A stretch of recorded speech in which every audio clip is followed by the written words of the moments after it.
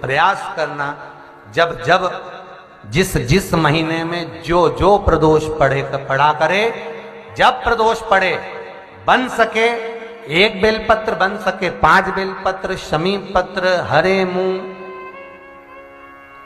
हरा मुंह, बेलपत्र, एक कलश के अंदर थोड़ा सा पानी लेकर 1 बेलपत्र, हरा मूंग, शमी पत्र डालकर और उसमें थोड़ा सा गुड़ डालकर भगवान शिव का स्मरण कर कर प्रदोष काल में, मान लो कोई काम आपका बहुत जरूरी है, बहुत दिनों से आप थक गए हैं, नहीं हो रहा, कर्जा बढ़ रहा है, धन नहीं आ रहा, व्यापार नहीं चढ़ रहा, या कोई समस्या बहुत प्रबल है, कोई एग्जाम में बैठ रहे हो नहीं हो रहा, परीक्षा भी दे दी है, रिजल्ट आने ही वाला है, तो भी प्रदोष काल में, प्रदोष के समय वो जल मूंग, शमी पत्र और बेलपत्र और गुड़ का शंकर के शिवलिंग को समर्पित करना प्रारंभ कर दो।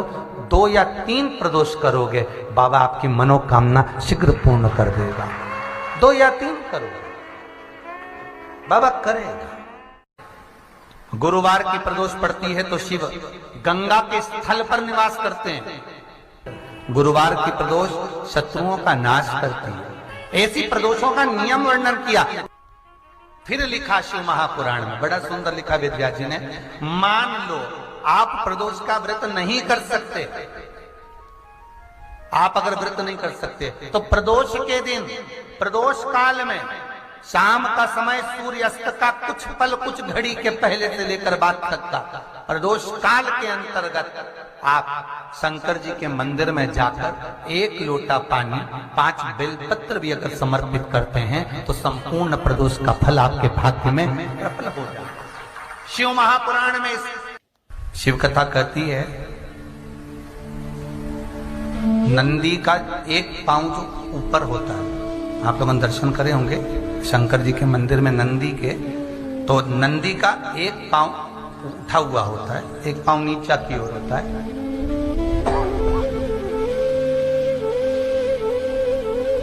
शिव पुराण की कथा कहती है, मान लो कोई हड्डी से जुड़ा हुआ रोग, नेत्रों से जुड़ा हुआ, मस्तिष्क से जुड़ा हुआ कोई रोग रहता है, तो एक नीले कलर का फूल आता है महाराज, उस फूल में हल्दी डालकर गुरुवार का प्रदोष पड़ने पर जो नंदी के पांव के पास समर्पित कर देता है महाराज, उसका रोग धीरे धीरे समाप्त होने लगता है। लिंग पुराण कहती है कि नंदीश्वर भगवान के सामने जो पुष्प समर्पित करा जाता है उसको, ये तो लिखा था स्कंद पुराण और शिव पुराण। लिंग पुराण कहती है जो फूल आपने समर्पित करा उसको लाकर पानी की बाल्टी में डालकर आप स्नान भी कर सकते हो, उससे भी हड्डी के जितने रोग होते हैं उसमें आराम लगने लगे। जैसे कहीं शरीर नहीं चल रहा, हाथ झुन्न पड़ रहा है, हाथ काम नहीं कर रहा, हाथ में झुनझुनी आ रही है, कंपन आ रहा है, उसमें भी ये प्रयोग का, पर होना चाहिए बृहस्पतिवार की प्रदोष। कौन से बार की? बृहस्पतिवार, गुरुवार की प्रदोष। प्रदोष के दिन यदि आपको कहीं से शमी पत्र मिल जाए, प्रदोष के दिन यदि कहीं से आपको शमी पत्र मिल जाए और प्रदोष काल में, प्रदोष का जो समय होता है, शाम का जो समय होता है प्रदोष काल, 4 प्रदोष 5 प्रदोष आप कर कर देखिएगा कि आपका कोई काम है, कोई नौकरी के लिए आप अप्लाई कर रहे हैं, कोई समस्या बड़ी विकट आ गई है, कोई तकलीफ विकट आ गई है, कोई समस्या विकट आ गई है, प्रदोष के प्रदोष काल में अगर 1 शमी पत्र भी आप घर के शिवलिंग को, अब ये करने के लिए आपको मंदिर के शिवलिंग नहीं जाना, अपने घर में जो शिवलिंग, चाहे वो स्फटिक का हो, पारद का हो, कंकर शंकर का हो, लकड़ी का हो, जो शिवलिंग तुम्हारे घर में, कांच का हो, चाहे वो नर्मदा के कंकर का हो, नर्मदेश्वर हो, पाषाण का हो, जो शिवलिंग चांदी का हो, सोने का हो, तांबे का हो, पीतल का हो, जो शिवलिंग तुम्हारे,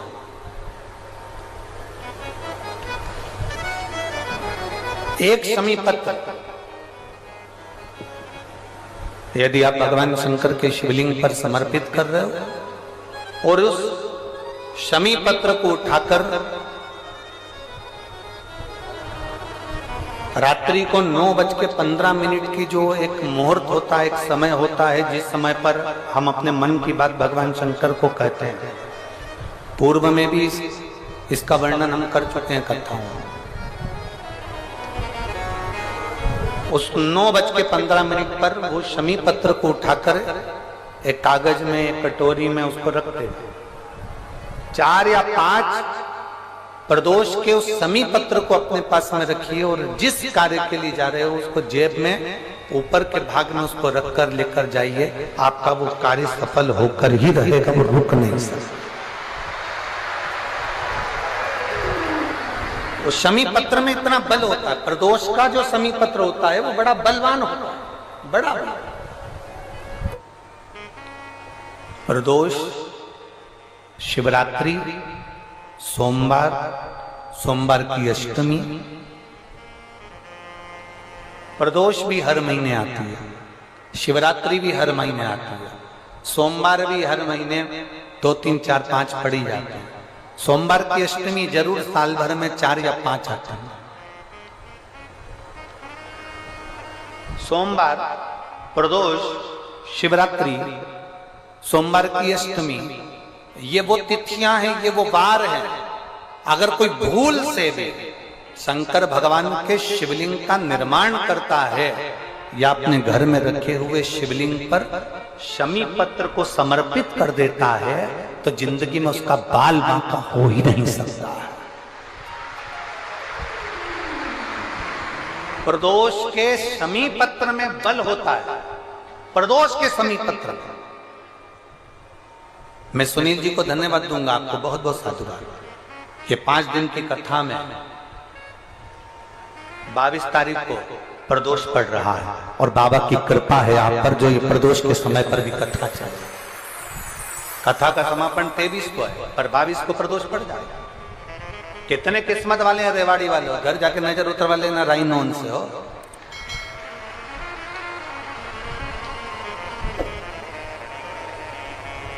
शिव की कृपा कितनी है आप। जिस प्रदोष व्रत का हम वर्णन करते हैं, जिस प्रदोष के दिन का आपको बधाई कल हमने दी थी कि प्रदोष की आपको बधाई हो। प्रदोष शाम का जो समय होता है, प्रदोष काल जो होता है, उसका वर्णन जब हम करते हैं, ये प्रदोष की पूजन का विधान किसने बनाया, ये प्रदोष की पूजन का नियम किसने बनाया, ये प्रदोष की संध्या काल का, प्रदोष के समय का पूजन का विधान कौन बनाया, ये प्रदोष के समय पर एक बेलपत्र चढ़ाने का विधान किसने बनाया, प्रदोष के समय पर एक शमी पत्र चढ़ने का विधान किसने बनाया। प्रदोष के समय पर अगर मान लो कोई भिखारी से भिखारी व्यक्ति भी है जो ठेला चला रहा है, उसके पास में खाने के लिए कुछ नहीं है, फटे कपड़े पहन रहा है, उसकी जिंदगी में कुछ भी नहीं बचा और कर्जे में लदालूम हो गया, एक चावल का दाना अगर वो प्रदोष के दिन, प्रदोष काल में शाम के समय पर शंकर के शिवलिंग पर चढ़ा देता है तो 3 या 4 प्रदोष में उसका कर्जा चूकना प्रारंभ हो जाता है। प्रदोष का विधान इतना ये प्रदोष का वर्णन करा किसने, इतना प्रदोष की महत्वता बताई किसने, कौन करे इतना वर्णन। अगर प्रदोष की महत्वता बताने वाला कोई है, इसीलिए मेरे शंकर भगवान माता सती को लेकर कुंभज ऋषि के यहाँ, अगस्त ऋषि के यहाँ कथा सुनने के लिए गए थे, क्योंकि उनके बराबर कोई शंकर के महत्व को बता नहीं सकता और प्रदोष के महत्व को नहीं बता सकता। सती मैया को प्रदोष का महत्व बताने के लिए शंकर सती जी को लेकर कुंभज बाबा के यहाँ गए थे, अगस्त ऋषि के, कि प्रदोष के महत्व को तो जानो सती,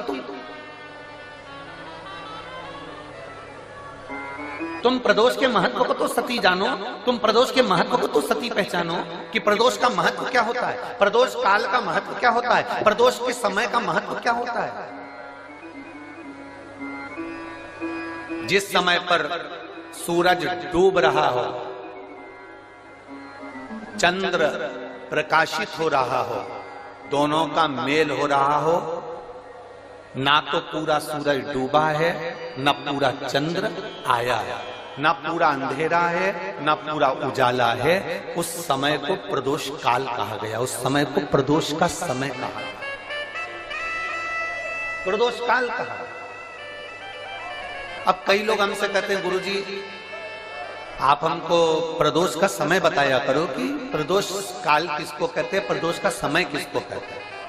अब एक बात हम आप सबसे कहना चाहते हैं, जितने लोग आस्था चैनल पर सुन रहे हैं, जितने फेसबुक यूट्यूब पर सुन रहे हैं और जितने रेवाड़ी की इस पवित्र धरा पर कथा को सुन रहे हैं, आप सबसे एक बात कहना चाहेंगे, अगर हम समय देखकर बताएं आपको कि शाम को 6 बजे, 6:30 बजे, 6:30 पे लेकर 7:30 के बीच में ये समय है, या 5:30 से लेकर 6:30 तक का ये समय है, या हम तुमको बोल दें कि इतनी बजे ये समय प्रदोष काल का रहेगा या इतनी बजे ये समय रहेगा, तो देखिए कभी कभी ठंड का समय आता है तो दिन जल्दी ढल जाता है, कभी कभी गर्मी का समय रहता है तो दिन बहुत लेट ढलता है।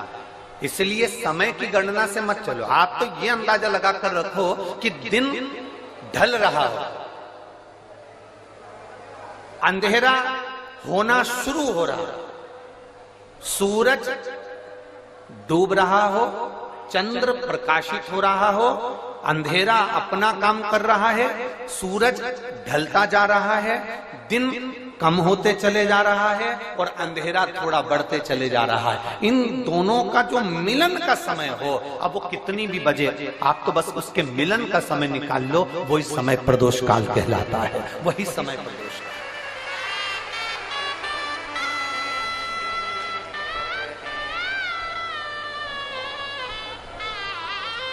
अब प्रदोष काल की पूजन का विधान किसने बनाया? कोई आपसे पूछे तो क्या बताओगे? जम के बोलो जल्दी से, कौन ने बताया था? अगस्त ऋषि। सबसे प्रदोष व्रत का नियम जो आप ले रहे हैं, प्रदोष व्रत को जो आप श्रवण कर रहे हैं, उसको जरा ध्यान से सुनिएगा। सबसे पहले स्नान ब्रह्म मुहूर्त का, सुबह का, उसके बाद में फिर आसन पर बैठकर भगवान की भक्ति को धारण करना, शंकर का अनुमोदन करना, शिव भक्ति में डूबे रहना, शंकर का स्मरण करना, शंकर के नाम का स्मरण करते रहना, ये प्रदोष का मूल तत्व। महाराज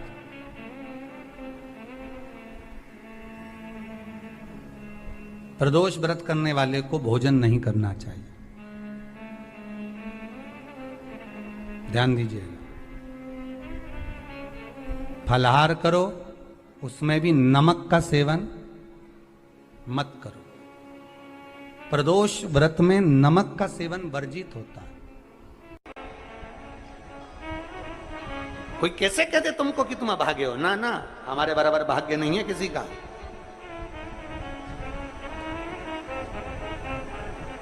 तुम्हारी ग्रह खराब है, तुम्हारे ग्रह खराब है। संभेश्वर महादेव का नाम 7 कनेर के पुष्प, कितने? 7 कनेर मालूम है? ये रोड पर जो जाते हो डिवाइडर में पीला पीला फूल लंबा, जो कि पशु पक्षी कोई नहीं खाता, जहरीला फूल माना जाता है। कनेर के 7 फूल, एक बेलपत्र। जिस समय पर कनेर का फूल बेलपत्र के साथ चढ़ाया जाएगा तो 7 कनेर के पुष्प सीधी बेलपत्र पर आपको रखना। 2-3 प्रदोष कर कर देखना। अगर कोई आपसे कहे कि आपका भाग्य ठीक नहीं चल रहा, आपकी किस्मत ठीक नहीं चल रही, आपके ग्रह ठीक नहीं चल रहा है, आप भाग्यशाली नहीं हो, पहले तो वहां से उठ जाओ, उसके बाद में देवाधिदेव महादेव के पास 7 कनेर के पुष्प एक बेलपत्र में रखकर नंदीश्वर के पास में बैठकर श्री शिवाय नमस्तुभ्यम बोलकर अशोक सुंदरी वाली जगह पर स्पर्श कराकर भगवान शंकर पर 7 फूल के साथ बेलपत्री की डंडी अशोक सुंदरी की साइड हो, ऐसा स्मरण करते हुए शिव को समर्पित कर दे।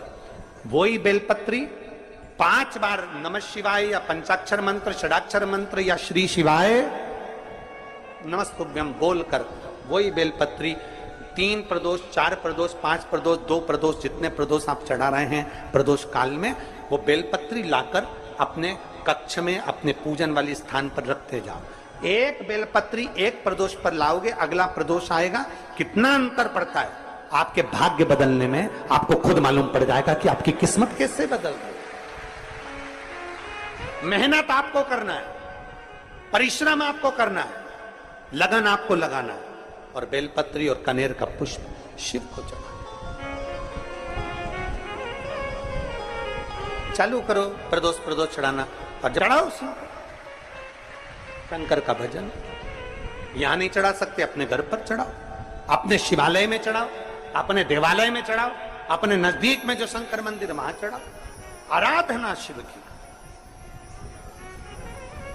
कोई कह दे तुमसे कि ये ठीक नहीं, प्रथम आप ये जो कनेर के फूल चढ़ाओगे ना, इसमें श्रंभेश्वर महादेव का भाव होना चाहिए। श्रंभेश्वर महादेव, फिर से एक बार बोलो, कौन से महादेव? श्रंभेश्वर। और फिर एक निवेदन, मान लो कि डॉक्टर कह दे कि बच्चे की धड़कन नहीं आ रही है,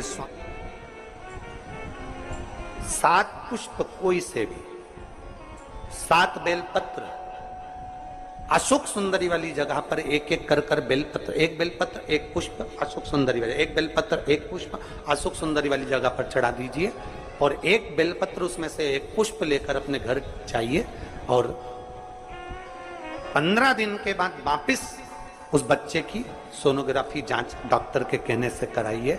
बाबा उस बच्चे की धड़कन, श्वास और शरीर पूरा देगा। श्रंभेश्वर महादेव में, श्रंभेश्वर महादेव का जब नाम लिया जाता है तो 33 कोटि देवी देवताओं का एक साथ नाम उच्चारण हो जाता है। 33 कोटि देवताओं। श्रंभेश्वर, बोल श्रंभेश्वर महादेव की। श्रंभेश्वर भगवान का स्मरण किया है। आगे वर्णन आया है भगवान के सुंदर आनंदमय स्वरूप का। जब भगवान देवाधिदेव महादेव आनंद में विराजमान थे, देवता और राक्षसों ने मिलकर मंथन किया, मंथन में विष निकला जो देवाधिदेव महादेव के पास पहुंचा। शिव जी ने विष को धारण किया, क्योंकि घर का जो बड़ा होता है, घर का जो बुजुर्ग होता है, उसको बहुत सहना पड़ता है, बहुत सहना पड़ता है। घर का जो बुजुर्ग है, घर का जो बड़ा है, उसको सहना पड़े, सहन करना पड़े, और सहने की आदत होना भी चाहिए।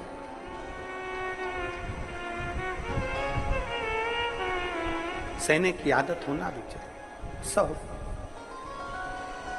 जैसे तुम्हारे घर में बिजली है, अरे बोलो तो जम के, लाइट बिजली है। प्रत्येक घर में बिजली होती है, तो क्या प्रत्येक घर बिजली घर बन जाता है? जम के बोलो जरा। बिजली घर तो 1 2 कहीं कहीं, बड़ा शहर है तो थोड़े ज्यादा हो सकते, छोटा शहर है, छोटा गांव है तो बिजली घर 1 2। प्रत्येक घर में बिजली होती है, पर सारे घर बिजली घर नहीं कहलाते, बिजली घर नहीं बन जाते। बिजली घर तो कोई सा घर होता है। उसी तरह ढेर सारे तुम्हें कथा करने वाले भी मिलेंगे, ढेर सारे तुम्हें ज्ञान देने वाले भी मिलेंगे, ढेर सारे तुम्हारे पास में, तुम्हें मोबाइल खोलोगे, टीवी खोलोगे तो ढेर सारे महाराज मिलेंगे, पर सब देवाधिदेव महादेव के भक्त नहीं मिल जाते। बड़ा कठिन होता, बहुत कठिन। प्रत्येक घर बिजली घर नहीं होता, उसी तरह घर में रहने वाला प्रत्येक व्यक्ति शंकर का भक्त नहीं होता। उस घर में रहने वाले 10 लोगों में, 15 लोगों में, 20 लोगों में, 25 लोगों में, 5 लोगों में, 10 लोगों में कोई 1 2 ऐसे होते हैं कोई एक आध दो ऐसे होते हैं जो शंकर की भक्ति में डूबे होते हैं, शिव के स्मरण में डूबे होते हैं। घर वालों को घर वालों को लगता है कि काम पर काम हो रहे हैं, अच्छे अच्छे काम हो रहे हैं, खूब अच्छे काम हो रहे हैं, पूरे खानदान में अच्छे अच्छे काम हो रहे हैं। कई लोग कहते हैं इसकी कृपा हो गई, उसकी कृपा हो गई। ना, जो रोज तुम्हारे घर में से कोई एक व्यक्ति शंकर को जल चढ़ाने जा रहा है, ये उसकी कृपा है जो तेरे घर में आज सब कुछ आनंद होता चले जा रहा है, ये उसकी कृपा है। अंत बिंदु मेरा शिव है। चंचुला देवी हाथ जोड़कर कहती है, प्रभु कृपा करें। भगवान शिव विष पीकर नीलकंठ धारी बन जाते हैं। अमृत पीने वाले देव कहलाए और विष पीने वाला देव अधिदेव महादेव कहलाए। महादेव। थोड़ा दुख आए तो चिंता न करना, बाबा कुछ अच्छा करने वाला होगा। थोड़ा कष्ट आए तो चिंता मत करना, बाबा कुछ अच्छा करने वाला होगा। जल्दी से काम नहीं निपटे, बहुत मेहनत करना पड़ रही है। हम 3 बार 4 बार कुबेरेश्वर धाम आ गए, 5 बार आ गए, बाबा कब सुनेगा? चिंता मत करना, फाइल थोड़ी मोटी है, थोड़ा समय लगाएगा, करेगा। किसी को खाली नहीं भेजता तो तुम्हें कैसे भेज दे? किसी को नहीं भेजा उसने खाली। ये इतने एक बहन ने तो पूरी डॉक्टरों की 1 2 3 4 5 6 7 फाइल लगाई। 7 डॉक्टरों की, 7 डॉक्टरों की फाइल लगाई है। और सब डॉक्टरों ने कह दिया था कि तेरे घर संतान नहीं होगी, सुख नहीं।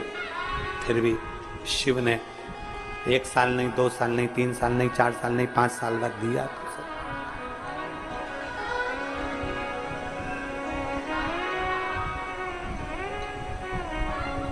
देता जरूर है, थोड़ा समय लग सकता है।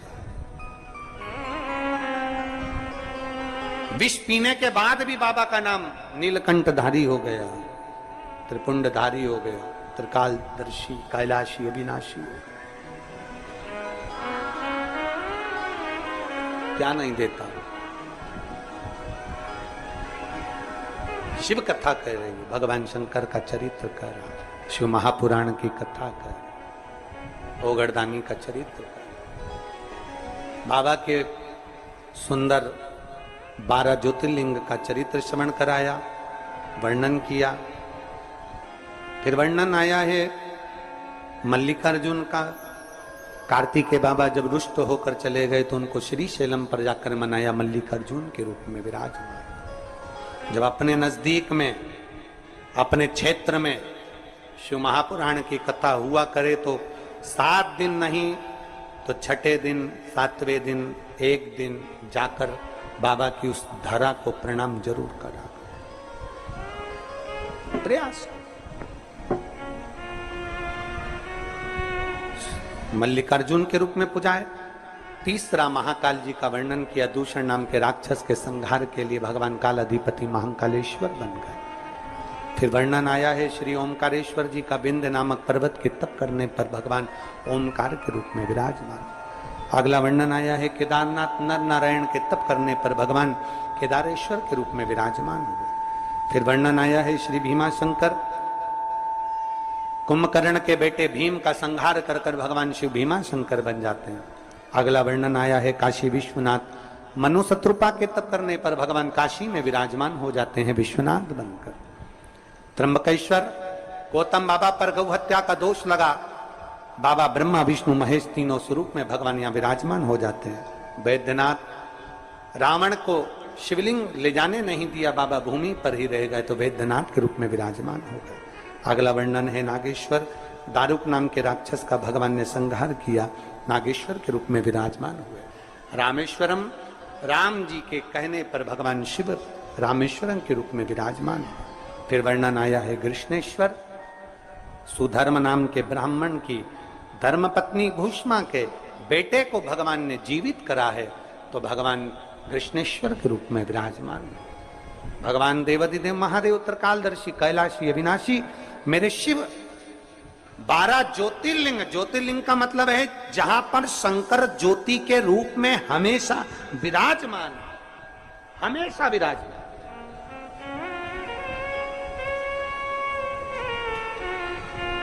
एक ज्योति के रूप में मेरा देवाधिदेव महादेव वहां पर विराजमान, और वही ज्योति हम तो कई लोग कहते हैं कि आपके ये कुबेरेश्वर धाम के कंकर संकर में ऐसा क्या है, कुबेरेश्वर धाम में ऐसा क्या है।